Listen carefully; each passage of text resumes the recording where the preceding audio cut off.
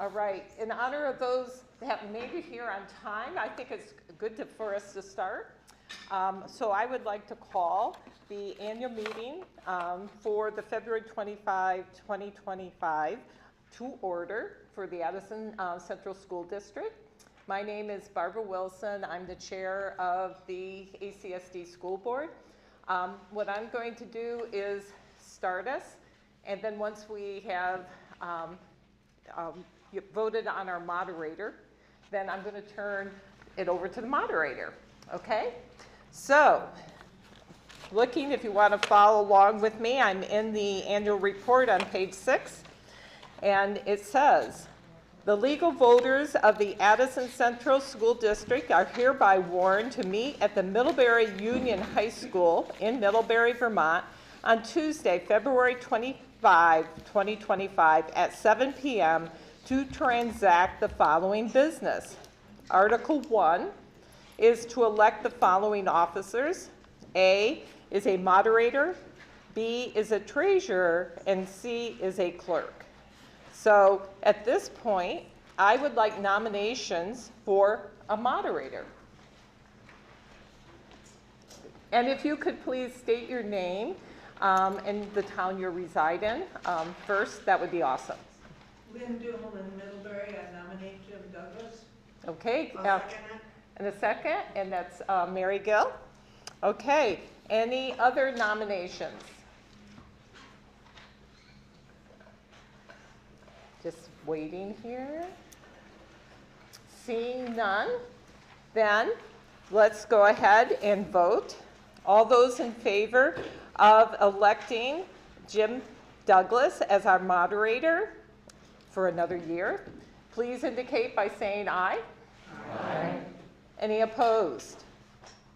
The ayes have it. So at this point, I would like to turn it over to Mr. Douglas. Thank you. Thank you, Barbara, and thanks to all the board members for their hard work and leadership during the year. This evening, of course, we're welcoming our new superintendent of schools, Dr. Wendy Baker. It's great to have you, and glad you're aboard, and I look forward to hearing from you just a little later on. Well, as Barbara indicated, the next item of business is the election of a treasurer. Are there nominations for the office of district treasurer? I nominate Michelle Warren. Michelle Warren is nominated. Is there a seconded by Suzanne for Michelle's nomination? Are there any other nominations for treasurer? Seeing none, all in favor of electing Michelle Warren as our treasurer, please say aye. Aye. Opposed, no. The ayes have it, and we have re-elected Michelle. We'll now proceed to the election of a clerk. Are there nominations for the office of clerk? Suzanne. Mary Gill, please. Mary Gill is nominated for the office of clerk. Is there a second? Seconded? Several. Any other nominations for clerk? Seeing none, all in favor of electing Mary Gill as our clerk, please say aye. Aye. Opposed, no. The ayes have it, and we have elected Mary for another year. Thank you both. Article 2, to hear and act upon the reports of the school district officers. We have online and hard copies of the district's annual report. We'll, of course, get into a financial discussion at our informational meeting that follows the business of the annual meeting. But are there any questions about anything otherwise in the report that's been distributed? That's not Article 2 in the report. On the warning? This looks like last year's. The warning in the budget book warning do not match. Oh, well, is this maybe a copy from last year? Do we have to elect a? We don't have. We did that last year. We did that last year. Thank you. Yeah, That's not accurate in the printed document. Yeah. That was from last year, where every 3-ish years, I think, we elect someone to represent the school district to serve on the Hannaford Career Center board, but this is not that year. So we'll ignore Article 2 as printed in the book. Thank you for, I was using a different document. as you can tell. So we'll proceed to Article 3 as printed in the warning, which is to hear and act upon the reports of the school district officers. And again, I'll invite any questions about any of the material that's been distributed, understanding that the financial material will be discussed in just a few minutes. Anything else? If not, I entertain a motion to accept the, oh, yeah, go right ahead. I'm Diana Bain from Bridgeport, Yes, and ma'am. I have a strong objection. We are apparently being given color copies tonight, and I won't get it from the school board offices. It is not colored, and it's very difficult to understand in the tank color. It's very black and white, very difficult to understand. Thank you. If you're going to have them copied, please do it in color. The administration is making note of that concern. So thank you. No, it's now I've gone through. Any other questions about the material that has been distributed? If not, we have a motion to accept this is not necessarily approving, but to accept the reports of the officers of the district. They probably shouldn't make it. Motion to accept the reports?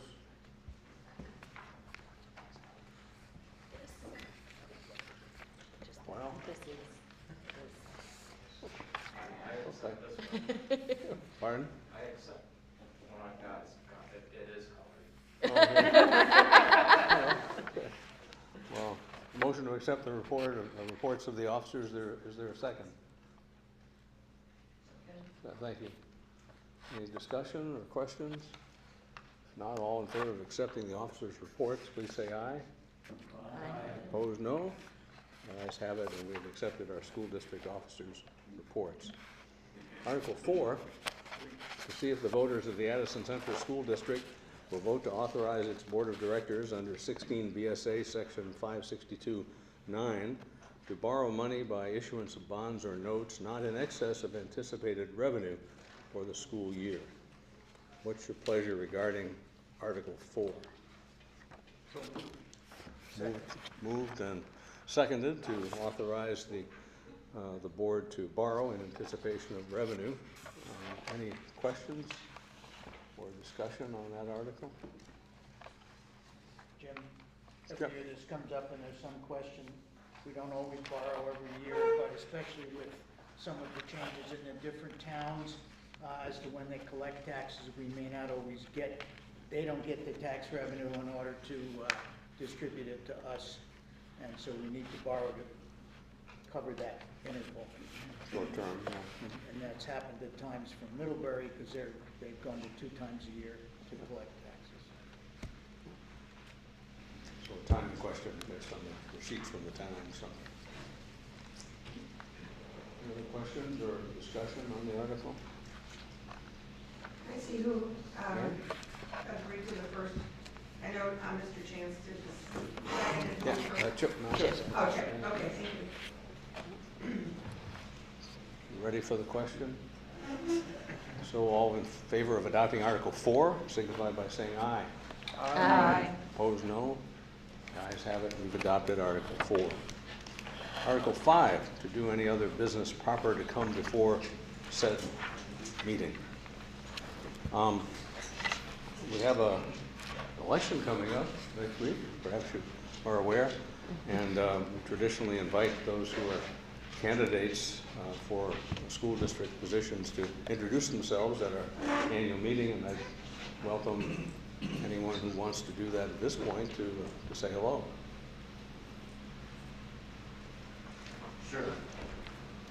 Yeah, I know many of you, my name is Ron Atcliffe. I'm a Middlebury parent, educator, activist. I've been teaching and around public education for many, many years now.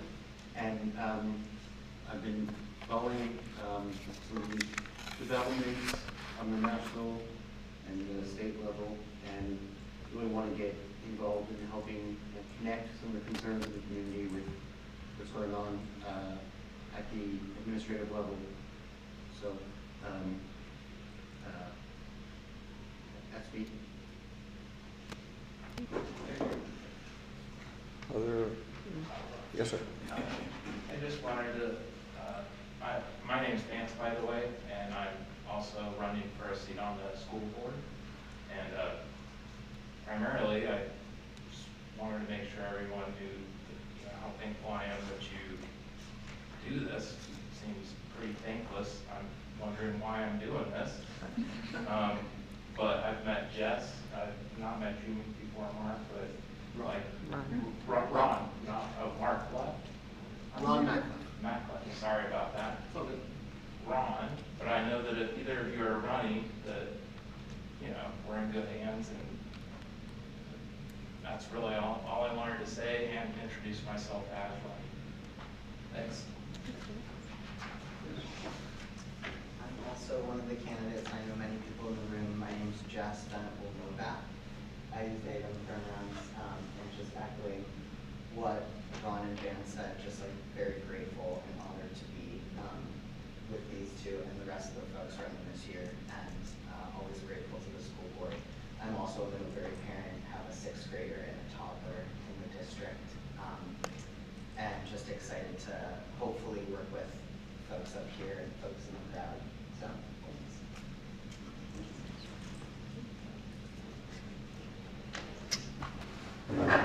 thanks. Steve Orzek, long-term serving member of the board. I'm running for re-election this year. I was part of the consolidation. We changed from an SU to an SD. So I've been on the board for a while. I've had a lot of experience. I was chair of negotiations this last time around. I've been on the finance committee, policy committee, and spent a lot of time in the schools. I am a retired teacher, and really would look forward to continue serving with the district. Thank you. Jim, Oh, sorry. Lynn. I'm just a poor elderly person whose hearing aids are broken and I can't hear. Do you have a microphone for some people? Sir, I couldn't hear what you were saying. I'm sorry. But is that available tonight? There is one up at the, so it's sitting right on the podium. And so. Right here. Yeah. But it's for, I think it's for broadcast, non-amplification. It doesn't, no.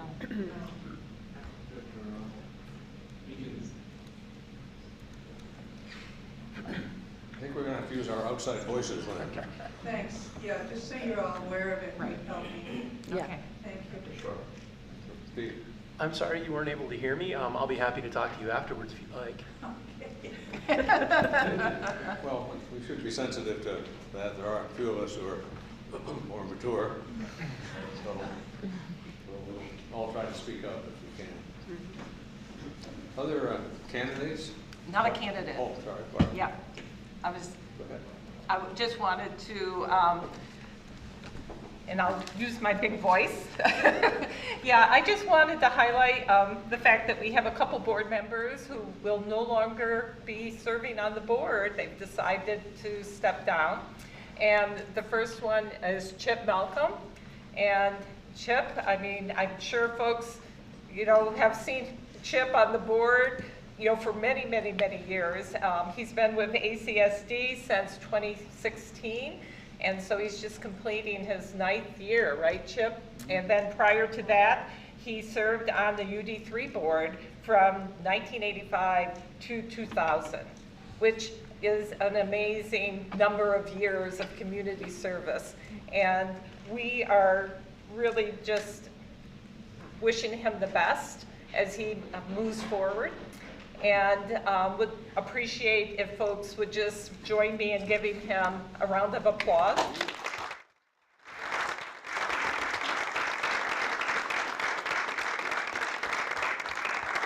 Because we like to embarrass him, you know. And in addition, Joanna Doria, she is also decided not to run for another term. Joanna is from Ripton, and she's been on the board since 2022. During that time, she served on the Policy Committee, Communications and Engagement Committee, and Facilities. And she's also been the board rep to the Addison Central Special Education Parent Advisory Council. And so if everyone could also give her a round of applause.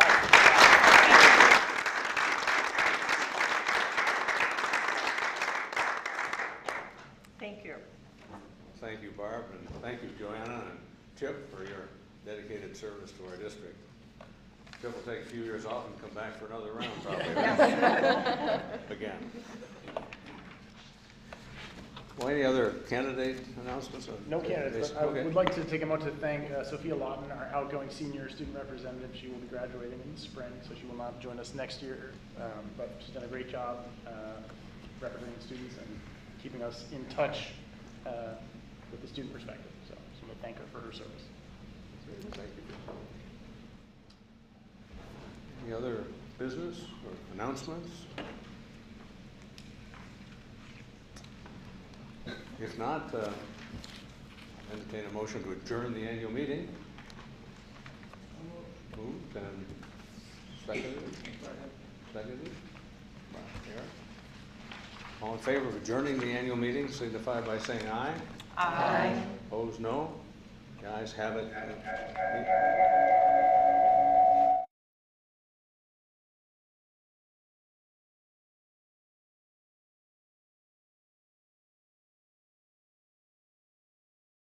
We'll now move into the twilight zone, I guess. To our public information hearing. The legal voters of the Addison Central School District are hereby warned to meet at the Middlebury Union High School in Middlebury, Vermont on Tuesday, February 25th, 2025 at 7 p.m. for a public information meeting.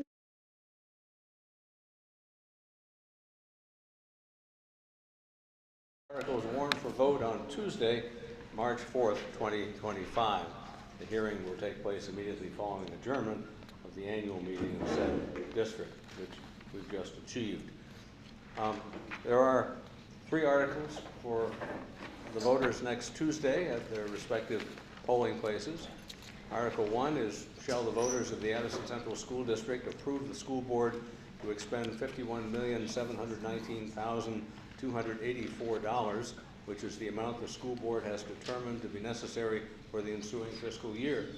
The Addison Central School District estimates that this proposed budget, if approved, will result in per pupil education spending of $15,098, which is 6.22% lower than the per pupil education spending for the current year.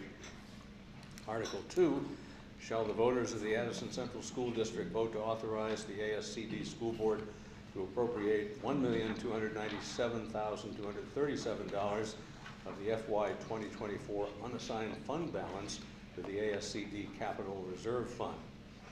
And then the third article is to elect 5 school directors from the nominees to serve on the board, 3 from Middlebury, 1 from Ripton, and 1 from Weybridge. And we've had introductions by candidates a few minutes ago. Articles 1 and 2 are both related to the budget, so I think we can have a discussion of them together. And I'd like to invite Superintendent Baker to start our discussion of the fiscal 2026 budget. So while they work the tech out, I'll do the low-tech version. How is my voice carrying? Okay? Good. It's a pleasure to be here. And I will say that prior to becoming a superintendent and doing all those important things, I was a middle school teacher and a middle school principal. So it's that voice that I'll invoke tonight to make sure that I'm able to be heard. I just want to say to begin that it's been a pleasure to become part of Addison Central School District. It's been a wild year in terms of state and federal turnover administratively, and you know, some of the things that the district has worked through after a couple of years of transition in superintendents. And but this board has been a wonderful board to work for. It's been great to get to know the team, you know, that's here. There are a couple of them here. In a minute, you're going to hear from our Director of Finance and Operations, Matt Parente, and Courtney Cron, our Director of Teaching and Learning, is here as well. We are proud to present, I think, our work to you tonight. And by saying our work, it really is work. This budget took 7 months to create, which is different from most of the budgets that many of you, if you have attended this meeting, have worked through in the past. The board felt very strongly that when the new superintendent, everything waited for the new superintendent to come, right? That was the thought. So when the new superintendent came, one of the things that was going to be a focal point was that we had a way of distributing our resources more equitably among our 9 schools. In some sort of a use of maybe a formula or something that would make some sense, that would feel like that's been intended to in an intentional way. So that goal was set by the board on my first day, on June 1st last year, and we've worked toward that ever since. So, what we will be talking about tonight is the process as well as the goals, of doing that. And Matt will take you through some of the numbers that go with that.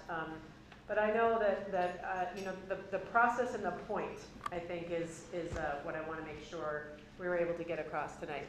So in some of the things that we have projected here, for those who can't be in the room, but also for those who might just appreciate looking visually, are some priorities and some strategies. So there were 3 priorities in terms of building our budget for this year. One of them was to strengthen student success. You might know that the board has a strategic plan that has 3 goals: belonging, access, and student success.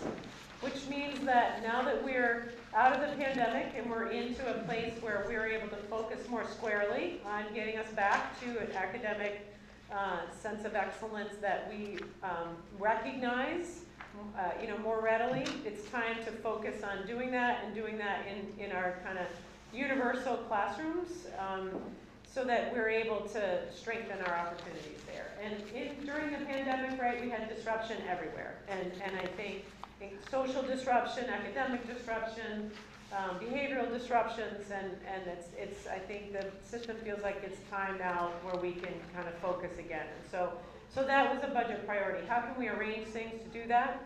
And then we had student services programs that had grown quite a bit, in part because there was an Addison County collaborative for programs that provided alternative pathways for learners that needed that Addison Northwest, the Mount Abe School District, and Addison Central partnered in together. At the end of last year, that fell apart, and so there were a number of programs that we were the fiscal agent, and so then we held the programs, and we made sure that the kids got the services and so on and so forth, but obviously we can't carry that forward. That's not a way that it was never meant to operate with just one district in that way, and so we needed to come kind of out of that, and also out of the ESSER funding that had been provided to the district that, given the superintendent transitions, we hadn't quite reconciled with. So those were 2 things that needed to be streamlined so that we're back into a place that feels right sized for where we are in serving students that had particular difficulties or needs for alternative approaches to learning. And the ensuring equitable resource distribution I talked about a little bit. So we had some strategies that related to help us getting there. One of them was a zero-basis budgeting. In years past, you might have seen what they call an index budgeting approach, where someone in a position like mine might have said, well, we're going to go with a 4% increase, right, or a 5% increase, or something of that nature. So you're taking the expenditures that you have, basically the way that you've spent them, and you've added an index to that represents what you feel is what the community can best afford. In this case, we chose something very different. We chose to go right back down to 0 and put all of our expenses aside and then put them back one by one based on what we felt was needed today in order to move forward. And Matt's going to lead you through that process so that we literally built that with this board and with this board's patience and guidance and years of experience. And it's a model that I think we will be able to use as long as the legislature allows us to, which is a different topic, of course. But in any case, that's something that you'll hear about tonight. We also took a look at our class size equity. In some places in the district, we had class sizes of 6, and in some places we had class sizes of 25. And that was sort of universally understood to be something we had to take a look at together, so that we're understanding that kids have the opportunity to learn in class sizes that promote good learning environments, exchange of ideas, balanced membership, and so forth, and also that teaching loads were equitable across the district. Matt will also show you tonight work that he's done to try to help with transparency to say, all right, how much, for example, does transportation cost per student? How much do the meals cost per student? You know, so that, because that's understandable, right? We can relate to those things. And so part of what we did was take a look at that and determine, do things feel relatively in balance? Or if not, is it something that we want to fix in this year, or is it something that we want to think about for future years? You know, so he'll show you that.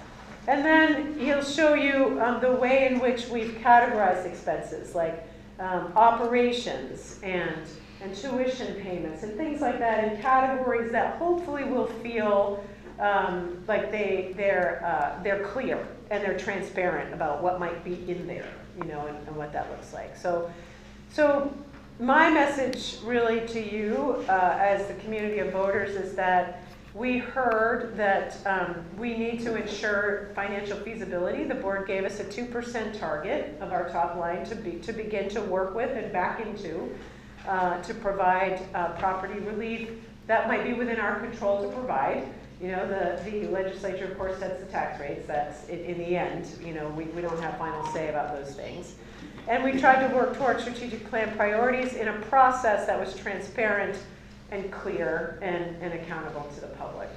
So in that way, we're very proud of our work that we're able to share with you tonight, and we appreciate your questions. So I'm going to let Matt run through those pieces with you, and perhaps Governor Douglas and I could find a seat while he does that. Yep. Sounds great. Anybody that can't hear well, move more toward the speaker. I've never been a teacher before, so or a governor. That voice, you're speaking of commands like you were. So if I taper off, Then I would raise my hand to okay, get you back on track. please, thank you. I thought getting near the camera was what I wanted to do. Yeah, it's a tough choice tonight. Thank you to Dr. Baker for walking me into this presentation. And way back in September, we started our presentations to the board, as we do each fall, talking about the cost drivers that we are identifying, which kind of set the scene for the budget landscape as things start to unfold in our development process. Here we brought forth a few of those drivers, not all. The budget book that you're holding has a more thorough list, but these major cost drivers were largely the strategic plan implementation, which is in a closed system, and we were very much operating in a closed system because of growth constraints, right? We couldn't just add as much new expense as possible to this budget. We were given a 2% target, so that allowed us to add a little bit, but we also had a lot of things to absorb with that 2%. And so in that closed system, trying to implement the strategic plan meant that expenses were going to be shifty, right? Moving from A to B. When we talked about class size equity and consolidation of class sizes, freeing up money for reinvestment, that's really how the strategic plan implementation drove our budget process this year. The big two, wages and healthcare, are there. Healthcare has been going up the statewide collectively bargained level, more than 10% per year. Last year it was 16.7, so we felt happy to only be going up 11.9% this year in healthcare costs, but it's still a major increase. We also, based on negotiated contracts with the teachers and support staff, as well as our projected non-union salary expenses, are looking at about $1.8 million in new salary dollars to absorb in FY26. Last year, under the 11th hour mayhem of the yield bill and Act 183, the tax rate discount ultimately became the 5-cent discount ultimately became a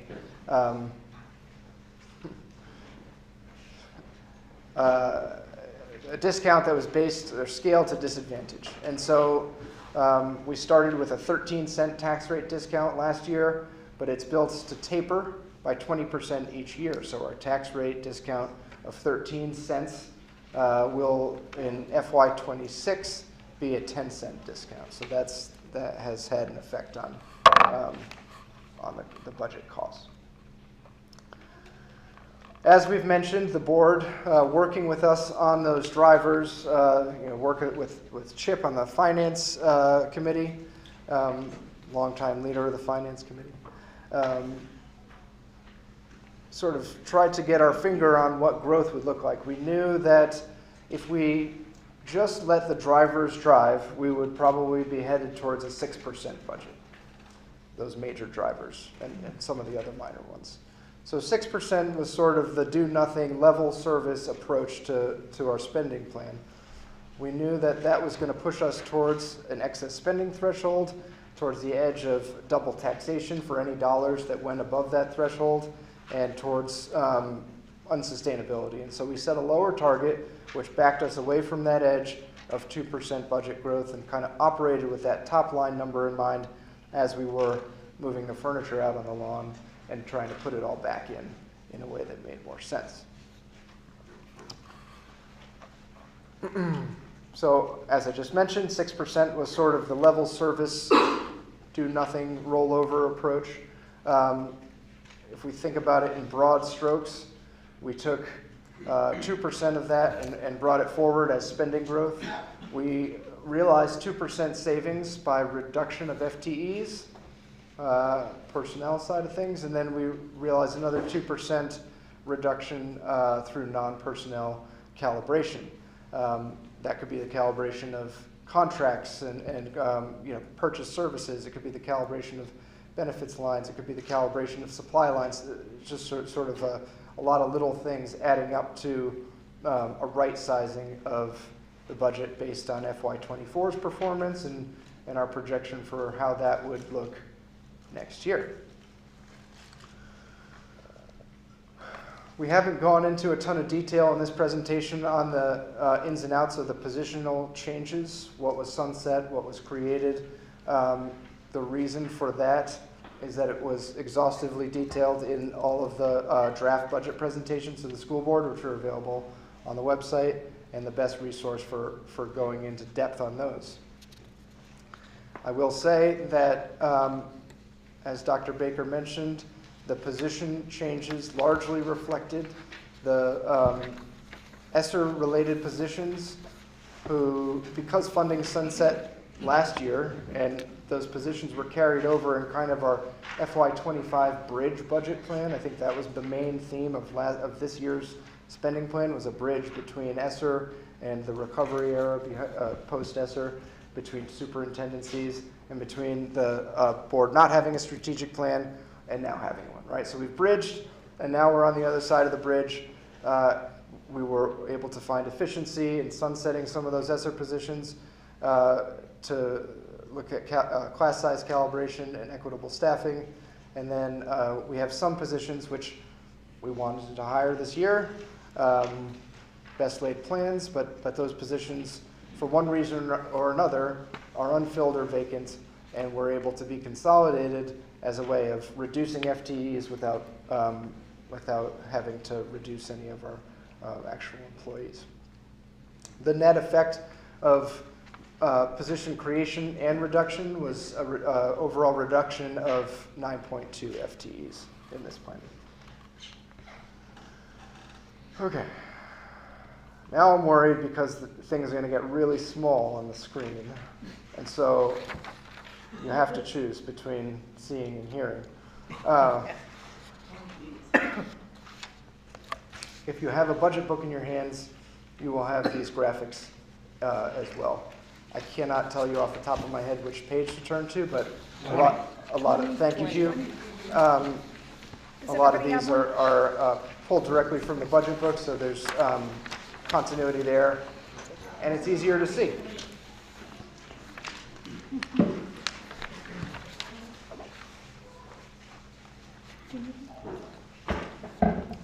For my presentation of the expense budget, we're going to look at the two new tools that we worked with this year, stacking and price tags first, and then we'll look at a traditional expense budget by cost center, which is the same 10 cost centers that we have historically used, and sort of the traditional way that the budget is presented. It's also what we send to the state for their metrics and data collection. So we started stacking because we said, even though we have 10 cost centers, we have money that gets used for a variety of reasons in the budget. There are these fundamental costs of keeping the lights on and meeting the legal obligations of running a district by having a fiscal team, a facilities director, a tech director, a tech team, food service team, transportation contracts, and our existing debt service that are really this foundational expense group, not really negotiable or not subject to major changes programmatically from year to year. So we called those Block 1 operations expenses and built those in first. Each part of Block 1 was gone through for that 2% non-personnel comb that I mentioned earlier to say, let's make sure that what's in Block 1 was actually what we spent in FY24 is well calibrated to that usage. And so it was a full audit. Not everything in Block 1 was just rolled over, but that was our foundational block that we plugged in first. Block 2 is a little bit different because it relates to tuition payments, which are rates set by organizations outside of ACSD. So the Hannaford Career Center is in charge of setting their tuition rate, and then the universal pre-K rate is also set annually. And so because those two things influence the annual tuition expense, we gave them their own block as Block 2 tuition. What is PAHCC? Patricia Allen Hannaford Career Center. Patricia A. And Career. Ann. It's the Career Center. Yeah. I'm sorry, Patricia, for missing it. These, I will mention that these blocks are not to scale, but Block 3 is the biggest one. Because Block 3 is what we call the block of requirements. This is where we place the personnel requirements generated by federal and state laws or rules, as well as the ACSD board policy. So anything that creates a requirement for a person in a position lives in Block 3. This is largely direct instruction. I will just, as a caveat, say that none of the student services personnel are in here because they all have their own separate block in Block 5. So Block 3 is personnel not associated with student services, but in a direct instruction role as required. Block 4 was broken out because that does not include the salary and benefits of those personnel. These are the non-salary and benefit materials, supplies, and services that augment the salary and benefits that we pay for our employees. And so that's Block 4. By breaking it out from salary and benefits, it gave us control over some price tagging and some evening out of allocations to say, let's make sure that supply budgets, look even across elementary schools and make sense for middle and high school. And we went from there. Block 5 is student services, including all of special education, which has its own block because it has its own census block grant. It has its own level of federal legal mandates and rules and regulations that we have to follow, and it was really important to keep that separate. It's historically been kept separate, and we had to maintain that for a variety of reasons. Block 6 and 7 are new blocks that represent some, well, not all new, but certainly newly presented investments. So Block 6 is student opportunity funds. This is where we said everything that's not a requirement but is provided for the sake of enriching or providing opportunity to our students is going to live in Block 6. It could be the $25 per elementary school student field trip budget that we set forth. Or this year we added an allocation for all 5th graders to attend a nature camp at Keewaydin as a melding activity in between the transition from their elementary school into MUMS the following year. We have also included here high school activities and athletics, which are an opportunity that we provide our students. The last thing that's sort of a major in Block 6 is IB as a curriculum. It's an opportunity that we provide our students. It has an expense associated with it, and it helps enrich the educational product that we provide at ACSD, so it's been placed in Block 6 as an opportunity. I'm going to do the last one, and then. No, just don't use letters. I'm not used to that. I don't know what letters mean. If you could just say what it is, that would be very helpful. Yeah. I don't know what I use. Okay, International Baccalaureate. I apologize. Thank you. Yeah. It's our curriculum that we purchase and implement at all of our schools, and covers everybody from kindergarten up through 12th grade. Matt, what is AMS, like Yeah. supplemental? I mean, I'm on page 21. Yep. And it says supplemental AMS. AMS is arts, movement, and Spanish. Okay, thank you, thank you. Tell us. Yes, yeah. They're all important to me. As people steeped in acronyms, it is sometimes hard to remember that not everybody speaks this language, and I'm happy to help be a glossary for anything that pops up. Block 7 is our last block to cover here as we move from 0 up to that $51.7 million target that you can see on the left side there. In equity investments, we're taking some of the money that was freed up from class size consolidation and identified as available to reinvest and set up as targeted performance-based investments in identifying and addressing the inequity that we have found across the district. That largely takes the form of instructional coaches and intervention resources, as well as I think a curriculum coordinator. Those resources are designed to respond to state testing results. So where we see students that need some additional assistance, those resources are designed to Oh, support it that. makes sense. It's just that I don't know what you're talking about. Yeah. What is bird shore? Bridport Shoreham. Bridport and Shoreham. What? Bridport and Shoreham. Oh, There's a line there between them. Yeah, it's probably hard to see in the light, so. no, I see it, but I have no clue. I'm not going to go into a ton of detail on this next chart, but it was, I think, an important visual for the sake of understanding how the blocks, as we just looked at them here, are actually broken out in each one of our schools. And in order to do that, we had to make some assumptions, especially with regards to how student services were distributed this is distributed just based on enrollment and not on actual student services for the sake of maintaining student privacy, for instance. It's page 43 for those that are following in their book. But it does give you kind of an idea of the makeup of how those blocks appear in each school.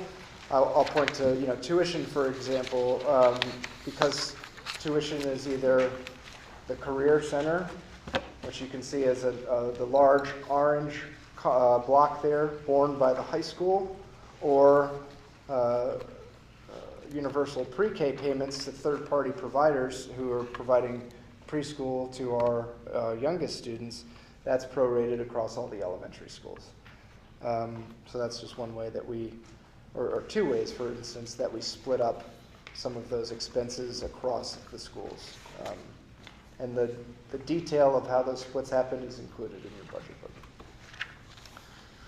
The next tool to talk about are price tags. And as Dr. Baker alluded to, price tags are really, I think, an important new way of looking at our expenses, something that I'm looking forward to doing more of each year, because they take big numbers like $51.7 million and break them down into much smaller numbers, which are much easier to understand, much easier to compare across different areas of the budget.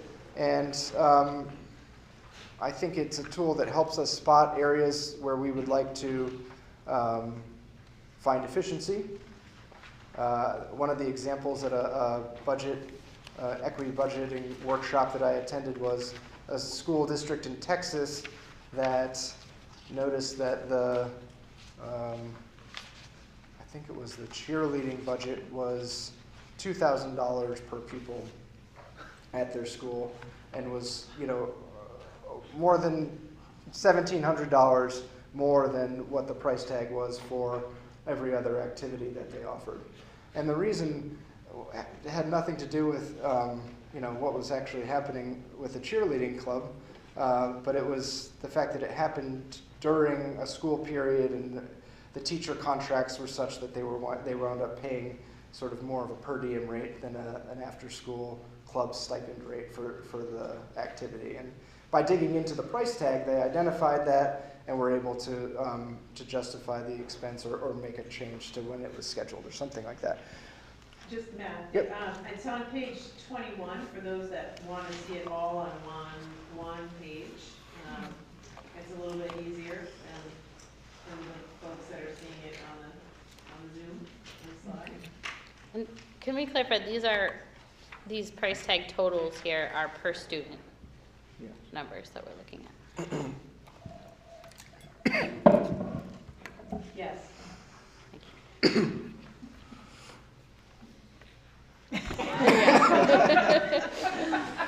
Per weighted student. Stomach, not lungs. Per weighted? Per No, weighted. they're not per weighted student. Per weighted, yeah. Weighted student. Per weighted student? Yeah. Okay, you changed it. For one yourself. Are there any questions on the price tags before I keep moving?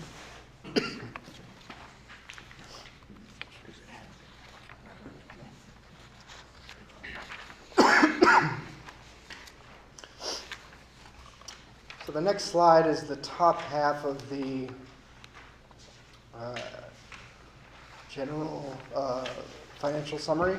It's on page 22 and 23.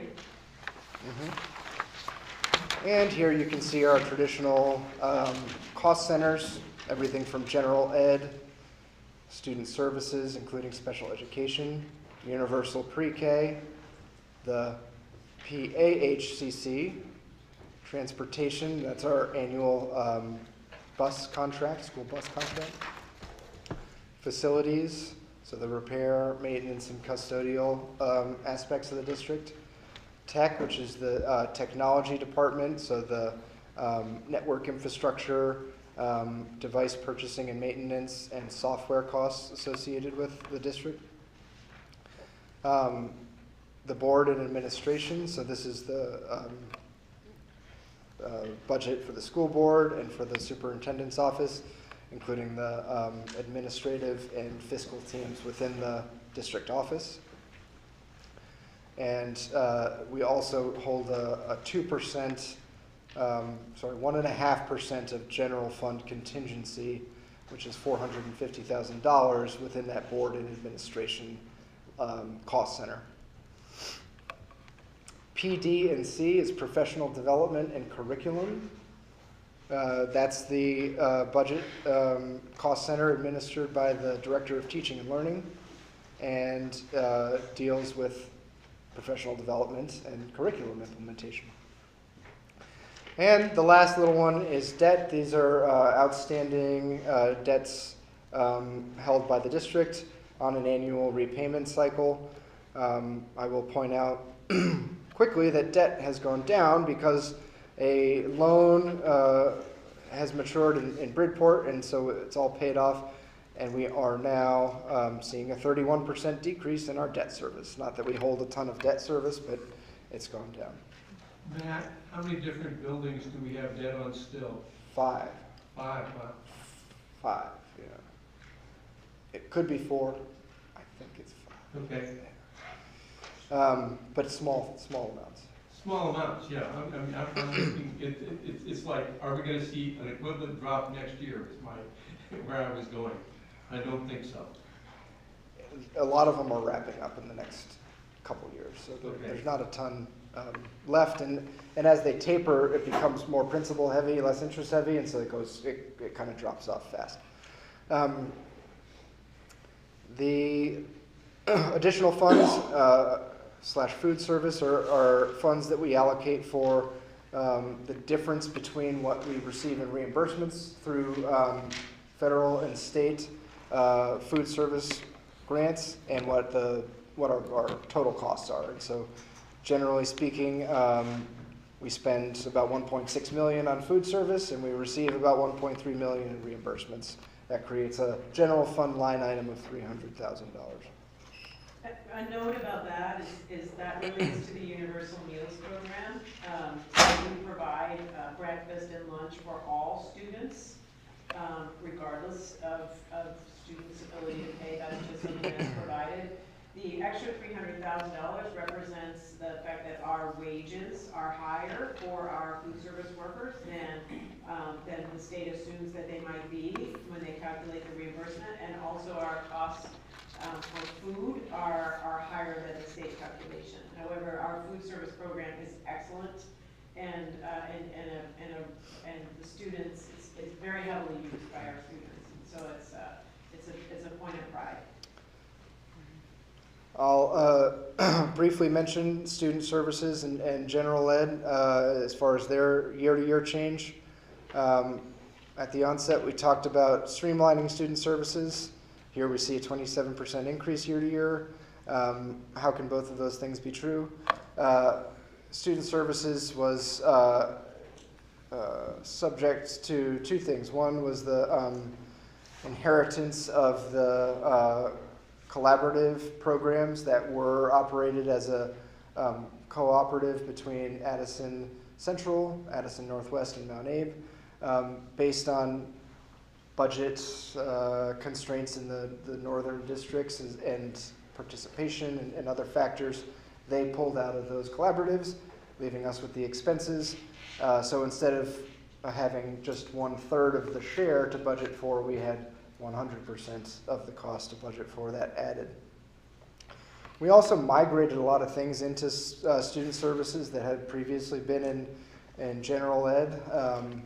There was a transfer of paraeducator positions, for instance, from one cost center to the other, as well as the identification of interventionists within student services who hadn't been identified there before. So a lot of the swing between general ed and student services was a migration factor and not a cut and add kind of factor. An important note about that might be that the federal regulations have changed in the last couple of years, allowing for greater eligibility for special education, and our population has gone up about 7% in terms of, we have about 22% of our student population that are eligible for special education services, and that's an increase of about 7%, in a short period of time. So this is a bit of a rectifying of that, a clear look at that, so that we can then begin taking a look at that system and determining how we can move forward to make sure we're effective but efficient in our approach. What percentage of your student body receives special education services? About 22%. 22. Yeah, which is an increase of 7% in the last couple of years. So that's something we'll be looking very carefully at as we continue through this year and into next year. Yeah. Rounding out the expense budget are our grants here. We have our consolidated federal grants, which is the title grants. We receive Title I, Title II, and Title IV grants. That expense is projected to see an 8% decrease. We also receive special ed federal grants. That's the IDEA-B grant. We're projected to see a 9% increase in allocation there. And then Medicaid and MAC are federal grants that the state receives and administers, so it kind of has this federal/state hybrid nature to it. We're projecting a 30% uptick there, which is just kind of bringing that line in line with what we've seen as over the last couple of years, actually. The thing about federal grants and Medicaid is that they are allocations where we will always match our expenditures to our revenues. So what we receive as revenue, we want to use every dollar of that grant. And so the investments that we place in them ensures that they're all used. And so an 8% decrease in title grants is not an election to spend less in title grants. It's that our federal allocation is going to go down by 8%, so we will have 8% less spending capacity. But those are all revenues and expenses will match each other, as we'll see in the revenue section in a minute. I added the fund balance transfer in here because that is the last piece of the expense profile. Each year we have a previous year fund balance that we move through, so it exists as both an expense and a revenue. Comes in as a revenue, leaves to go to capital reserves or ed reserves or somewhere as an expense, and cancels itself out. With that, we have represented every dollar that the school district is projected to spend in FY26. Federal, state, local, and fund balance. All of it is represented in that $51.719 million. That total expense growth is a tidy 2%, which was what the board's target was, and something that we are proud of being able to achieve. That's expense. Any questions? I have a concern that I don't know when it would be appropriate to raise it.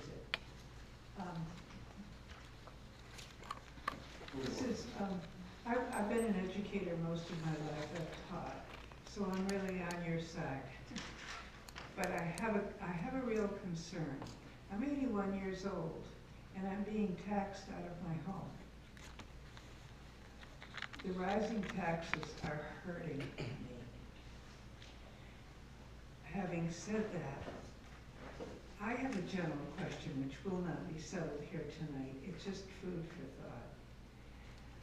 I really wonder whether transportation is education that I want to pay for. Nothing more needs to be said than that. Could you speak up, please? You're Sorry, facing that way. Yes, I should. I said, I really wonder whether transportation is education, and is it something I want to pay for? I'm seeing buses, large buses, with no students in them. And it just startles me every time I see it. But it's food for thought. Is transportation part of a taxpayer's responsibility? It's a complicated question with a complicated answer, and I know that. And the other aspect of things that I don't hope to understand, and all of you do much better than I do, but how do we even put this? Is teachers' health care something that the taxpayers should be responsible for? I negotiate my own health coverage, and it puts the taxpayer at a tremendous disadvantage, and you too. I'm not saying it's wrong or right, but why can't the union negotiate with the healthcare insurance companies? Your getting involved puts the taxpayer at a distinct disadvantage. And I don't know how to solve that. I have no suggestions on how to solve. I'm not resentful of what you've done, not at all. But I just think that we really need to take a look at those two things. And I will just add that healthcare was traditionally bargained at a local level, and it was only recently that they elected to move to statewide bargaining, the state and the state union. I question whether it belongs in the contract at all.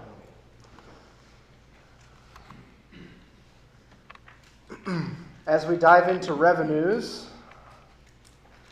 I wanted to first point out that the revenues sources are the same as the expenses. So, money comes in and money goes out. Here we have a graphic to show what offsetting revenues means, right? So we have our ed spending, which is the amount that we're going to need to raise by property taxes. In order to figure out what that is, we have to back some offsetting revenues out first, because they can't count towards education spending. So we back out our federal grants, that's the Title and Idea B grants that I just described earlier. We back out Medicaid and the state census block grant, which is a special education grant that we receive categorically for our students. We also receive a consolidation grant and a transportation grant from the state. So all of those state grants get backed out of ed spending. We also do not count the fund balance towards ed spending. So all those three components all get backed out, and once we have removed them from our total expenses, what's left is the amount that we need to raise from our local taxpayers. And that's summarized on page 23. So here's a projection of those offsetting revenues. Again, these are the things that are going to get backed out of our total expense so that we can make a calculation of what our per pupil education spending is. Those revenues include state and local grants and tuition payments, so money that we receive from sending districts to send their students here as tuition students, as well as our state and local grants. There's our special education block grant that I just mentioned. Where I say federal grant funds, that's the combination of the two. We have our Medicaid, we have special funds, and the fund balance transfer. So we take the sum of all of those sources. That's that $10.3 million that you can see there at the bottom, and that's going to get backed out. So total offsetting revenues comes out of total expense in that middle line to yield education spending. And you can see there, $41,372,610 is our projected FY26 education spending. That represents a 3.32% growth. The way we got from 2% to 3.32% is because of the change in revenue from year to year. So we saw a slight tick down in revenue, which messed with our total expense there to yield that final percentage. That gives us our ed spending amount. The next thing that we have to do is plug in our long-term weighted average daily membership, which as an acronym is LTWADM. We didn't invent that. No. It's still missing a good flashy brand name. Our legislators did it for it. You can see here in that line that we have a 10% uptick in our LTWADM this year, and that is largely due to a better reporting of students living in poverty data as a result of a move from free and reduced lunch forms to a direct certification process, which identifies students at different points outside of the school district, such as Medicaid and Dr. Dinosaur, SNAP food benefits, DCF would be another one, there's a few of them. And the data collected out there comes to us directly and says, this is a student living in poverty, we're going to count them as either they still keep the free and reduced bands for each one of those based on the percentage of the federal poverty line that family is living in. That uptick and sort of, it's giving us a better, more accurate profile of the demographic makeup of our district. And so we've been able to actually raise our pupils, which lowers our amount of spending per pupil. We've gone from $16,099 to $15,098. And so that difference of 6.2% represents a year-to-year decrease in ed spending per pupil, which is good news for the taxpayers. I included this data table here. It's also in the budget book, largely to give you an idea of how LTWADM is calculated and what it's made out of. I was chatting with Barb today about how we even read this table, because I understand that it's dense and hard to understand, but it's important to note that town of residence is the first source that the state looks at. Where do people live? Regardless of what grade level. So where you see town of residence, that's for all elementary school, middle school, preschool, and high school students living in that town. It's not that there are 122 students at Bridport Elementary School, it's that there are 122 Bridporters in ACSD. Okay? So this is page 27 for those of us who are challenged.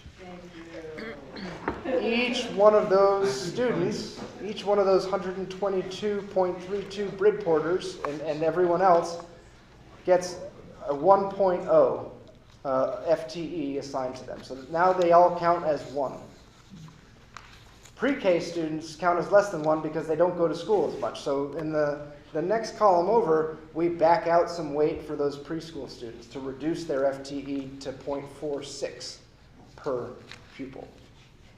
Middle school and high school students get to add to their one. So they have their one in the first column, and whether they're a middle school or high school student, they get added weight in those middle and secondary columns. So by the end of that yellow section, we will have accounted for every student based on their town of residence, and additional weight for upper grade levels and less weight for our pre-K students. Okay? The next three chunks, green, red, and purple, correspond to demographic weights that are added to our district. You can see I shaded the FPL for Bridport because that's something that we're still working with the state on to make sure that it's accurate.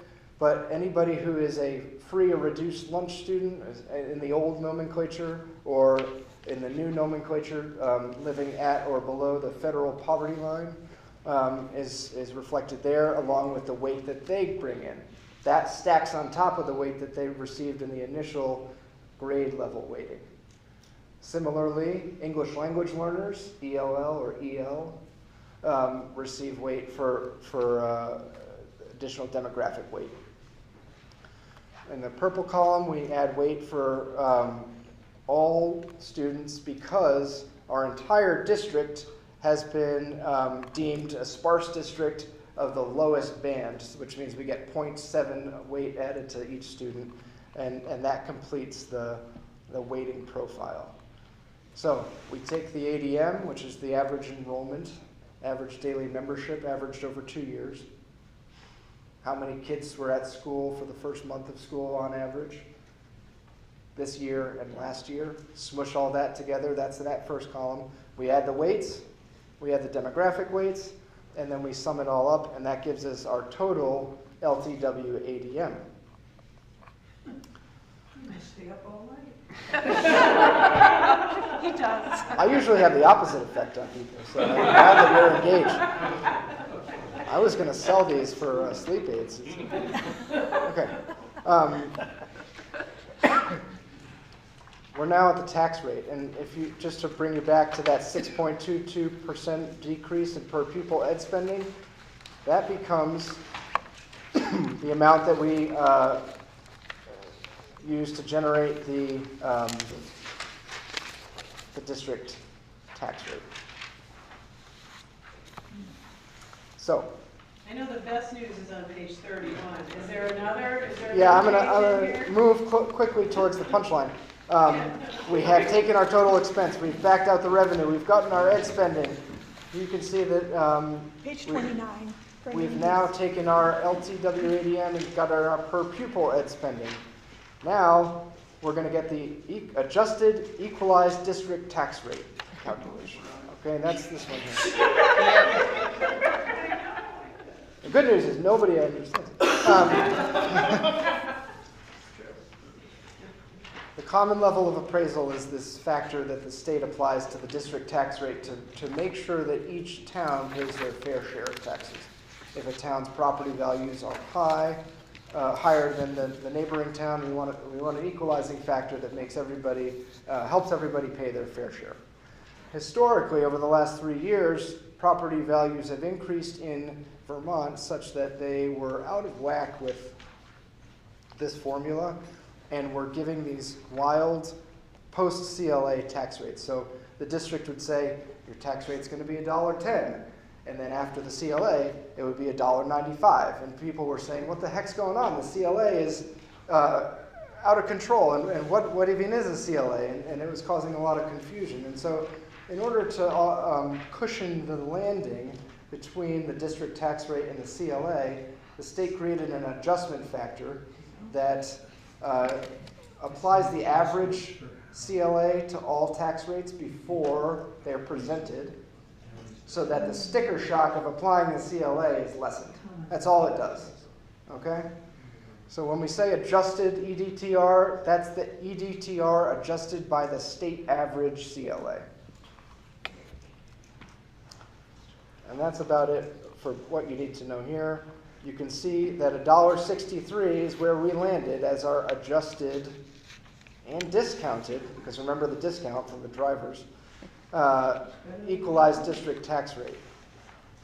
For the sake of comparison, if we strip the adjustment, everything that I just talked about, off, and just look at it unadjusted, it would be a 22% decrease in the tax rate. Okay?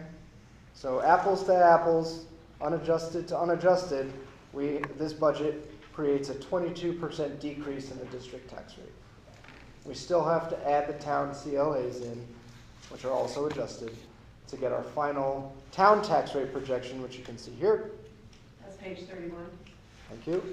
So we're taking the $1.63 from this slide, bringing it forward, and you can see these projected adjusted CLAs, which are also adjusted by that state factor of 0.72%. That's how you get to 149% CLA for Bridport or 135% CLA for Salisbury. The higher the CLA, the lower the tax rate. Can't we make it more complicated? Yeah, we are working on it. Yeah. Long story short, the action is summarized in that final column with a percent change tax rates by town year to year. And you can see that for 3 of our towns, there's substantial decreases in tax rates ranging from 44 to 49%, and for the other member towns, also receiving discounts in the 5 to 15% range. So based on this spending plan as we've put it together and the year-to-year change in CLAs, we are providing a budget that gives our students more and costs our taxpayers less, which is a win-win and something that we're happy about achieving.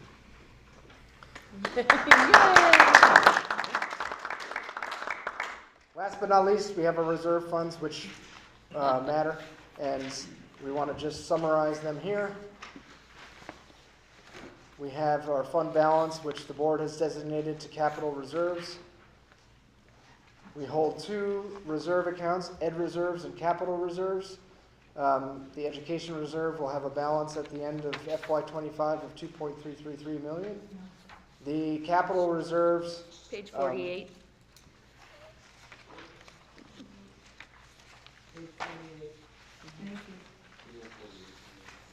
Will have a balance of 3.8. Do you want to just read, Matt, the totals of the reserve accounts again? So, the education reserve is expected to have a balance of $2,333,264 at the end of this year. That includes carry forward from fiscal year 20, as well as the transfer of surplus from fiscal year 19 authorized by the voters for transfer to the education reserve fund. And that amount was $1,282,303. The capital reserves, which is funds set aside for the sake of capital improvements to our facilities and buildings, and has to be spent on a 5 years from when it was designated to the account, is expected to have a balance of $3,826,295 at the end of fiscal year 25. This includes the transfer of surplus from fiscal year 23, authorized by the voters for transfer, in the amount of $2,033,842. And that was a big fund balance because that was an ESSER year. Well, the fund balances that we're seeing now, 1.2 to $1.5 million, are more in line with what we would consider a reasonable margin of surplus for a $50 to $51 million budget. Questions? And that's it.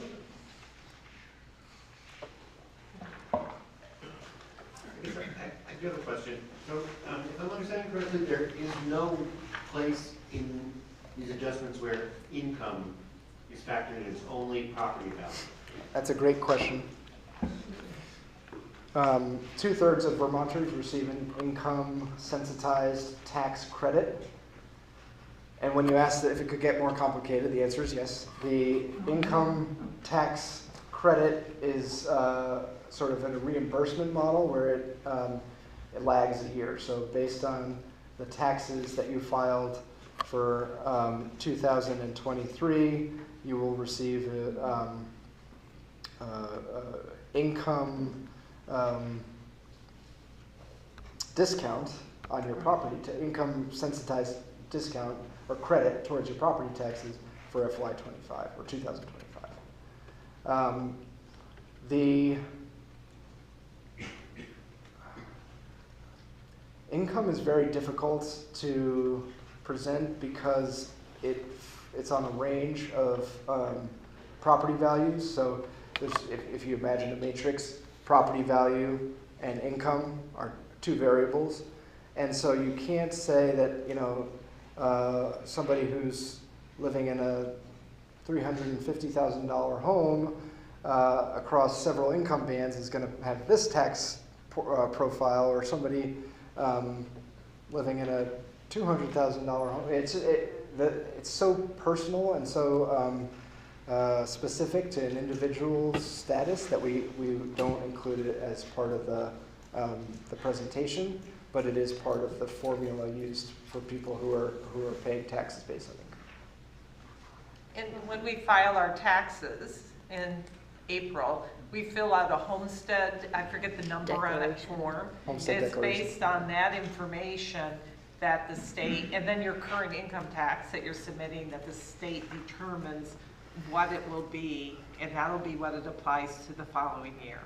So the state sets 3 yields or 3 rates in the December 1st letter. The property yield is the one that we pay the most attention to because it's the one that affects property taxes and the district tax rate. It's the most important one for us.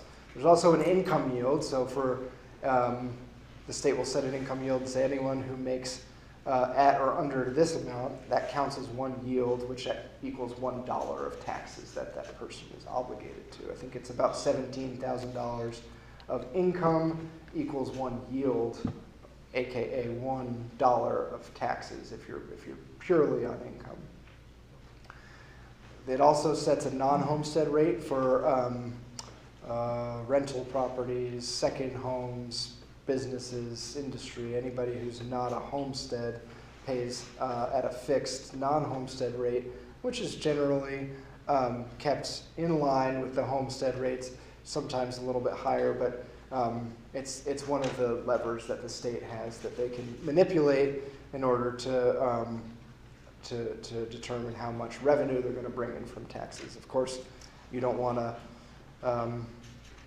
scare all of your economy away by pushing the non-homestead rate up so high that everybody moves out of the state with their business, and you don't want it to all fall on the homesteaders either, and so that's the balance that they have, right? And one thing that's been discussed at the legislature is breaking out second home owners from the non-homestead to have a fourth lever, being able to increase taxes on second homes without affecting the state economy. I think the important thing is to remind ourselves what we have control over, and that is the education we're providing to the kids in our care. And we can do the best we can to try also to promote affordability as is needed, and hopefully this demonstrates that we've done that. Legislature still has the ability to change some of those factors, which will make the chart that we love so much on page 31 may or may not come to fruition, right? You know, that really depends on choices that the legislature made. And I think everybody up there is also mindful of the need for affordability, and so is working hard to do that too. We're in charge of making sure that the education is done well, you know, for the 1,750 kids in our care here in Addison Central, and hopefully, that's represented well in the materials that we've seen. Just a question, if there's a big change on the state level after the budget's passed, like universal meals go away on the state level, and the budget's already passed, is that something that the board has the power to like allocate funds from a reserve for, or like what happens if like one of those revenue streams is thrown out of whack by the legislature?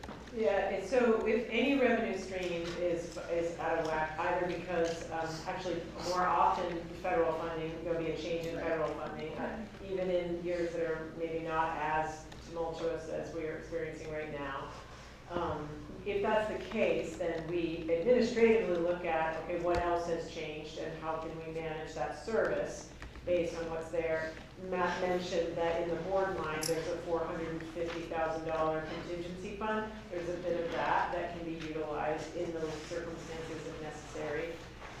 In the specific case of universal meals, if they were to decide that they're not giving us that grant, you know, then we would internally look at, okay, what is that cost? What are our options, and how would we move forward? So we could perhaps cushion some of that internally. The board could use educational reserves and authorize, you know, that use, you know, through the right process for that.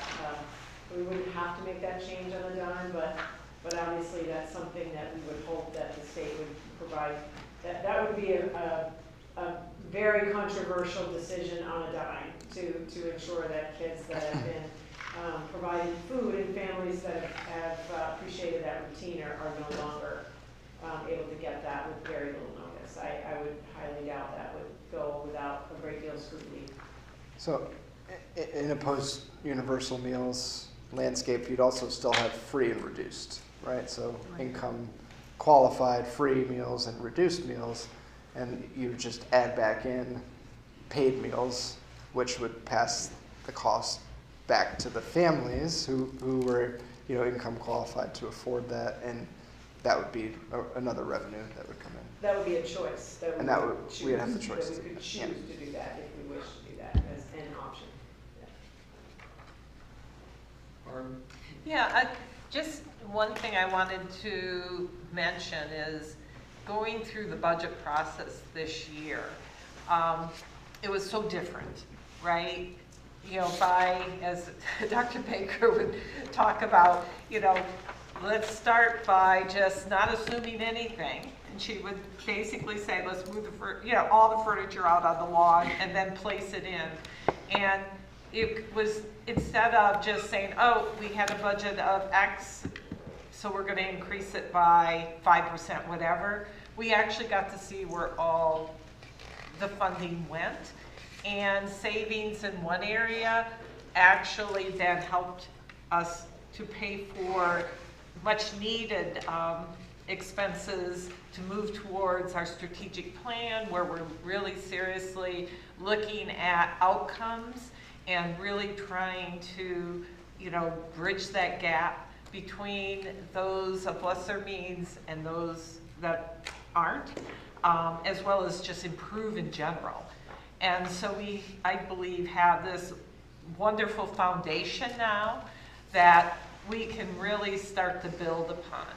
And even as things happen statewide, we can see what the impact is and how it will impact us, as there's lots of things going on at the state level as well. And so I just really appreciate, here, we made this decision as a board that we wanted to do equity-based budgeting, right? And we did it, and I should say they did it, and educated us along the way. And now you look at it and you think, well, this is the only way it should be done, right? And I think we can honestly say we're one of the few districts in the state that is doing it at this level. I think others are, moving towards it, but we actually did it. And so I really want to commend Dr. Baker and Matt and her whole team for doing this. And now we have, principals and buildings. They're looking at the whole district, not just their universe, which is wonderful, right, across the district. So I just am really appreciative of all the hard work that went into this. And the nice thing is the tax rate goes down too, and we were able to accomplish this. This is one of the clearest school budgets I have ever seen in 50 years of Awesome. attending these meetings. Thank you, thank you, awesome. All right. Can I make a comment? Comment also. Having sat on school boards for a long time and seeing the progress to what is really a state education system in whatever way we call it, and it's become more and more and more complicated. So for any of us, either school board or taxpayers, parents, or whatever, trying to figure it all out, it is wickedly crazy. And Matt made it sound pretty good, in all of the difficulties and the many letters that we have to describe. However, we have to work within that system. And your question, I thought, was excellent relative to what happens if universal meals goes away, not in the budget cycle, so to speak. I don't know. We'll have to see. The governor wants it to go away, and he last year made some changes or pressures after all this process had occurred, which caused lots of confusion, anxiety, and honestly, people being mad. Sort of happening this year a little bit too, but we'll see. And I guess the confusion and the complication certainly isn't us, and to take it from the taxpayer in a Middlebury and how they fund their schools, it goes through this huge mixing bowl to finally come out with a number at the end. And so I appreciate everybody's diligence in listening, honestly, because It is pretty, we've heard it now for months and months, right? And we all still don't totally understand it. Steve? Yes, thank you very much to Dr. Baker and her team, but I wanted to single out Matt in particular. Steve, can you raise your volume level? Thanks. I wanted to single out Matt in particular. You asked, how can you make it more complicated? If you've been a teacher, you know that to be able to instruct people on it, you have to really understand. And the amount that Matt left out that he understands, that he then passed on to us, is pretty amazing. And to add to that, how to make it more complicated, does anybody here has everybody here experienced having a new baby? Guess who did that while he was doing this? My hat is off to Matt. I mean, every time I have worked with him, he has been amazing. And this budget is what we have come to expect from him. So thank you, Matt. And you deserve particular singling out here in this process.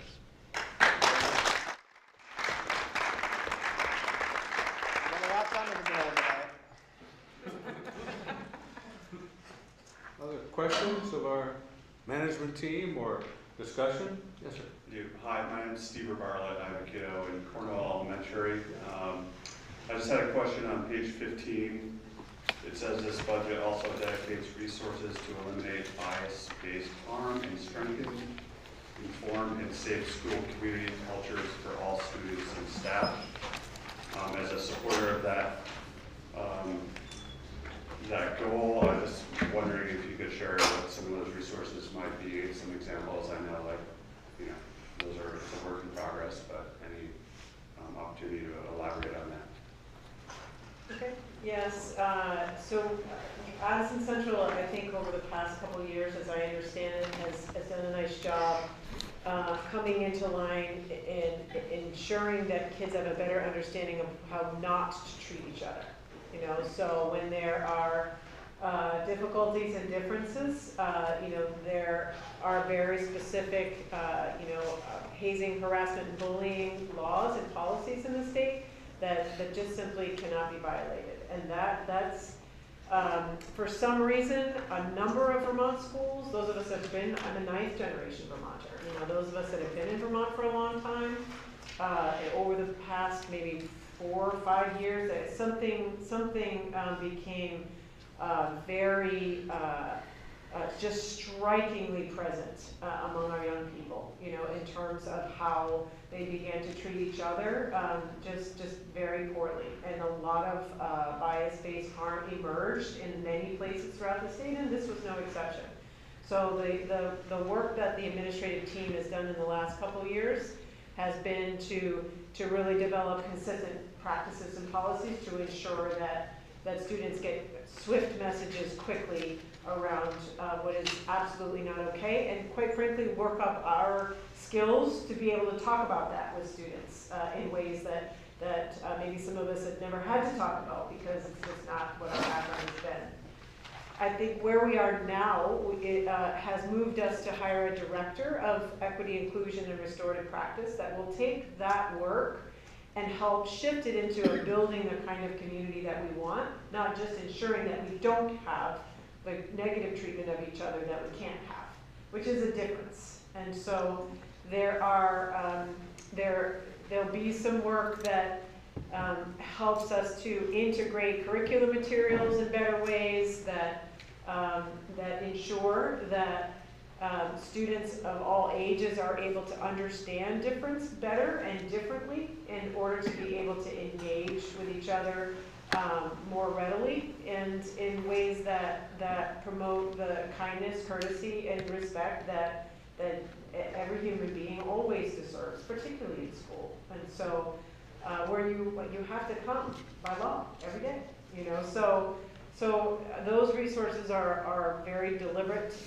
There are 3 student response coordinators in the larger Middlebury schools that will be working with that director to ensure that that effort is led, and then the smaller schools will work with the principals in the smaller schools as well, so that we'll all be doing that together in terms of building that inclusive community, which is more complicated now than it used to be, you know, and, but our kids are far up to that challenge, and I think very welcoming to that work.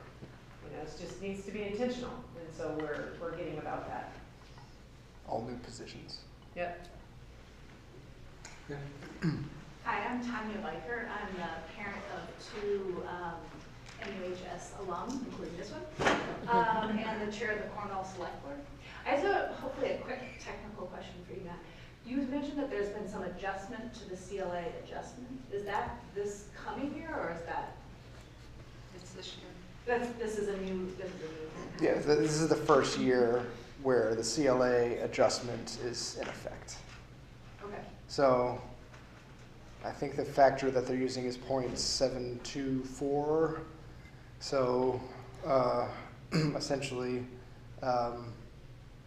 they apply that factor. There's a table in the book that you're holding that'll show you kind of the flow chart of how it's applied, and then how the application cancels itself out at the end, so that you wind up with the same tax rate one way or the other. But yeah, this is the first year of it happening. Thanks. Yeah. Other questions or comments? Everybody good? Well, I guess we'll bring it to a conclusion. Thank you all for coming. We're adjourned. Thank you again.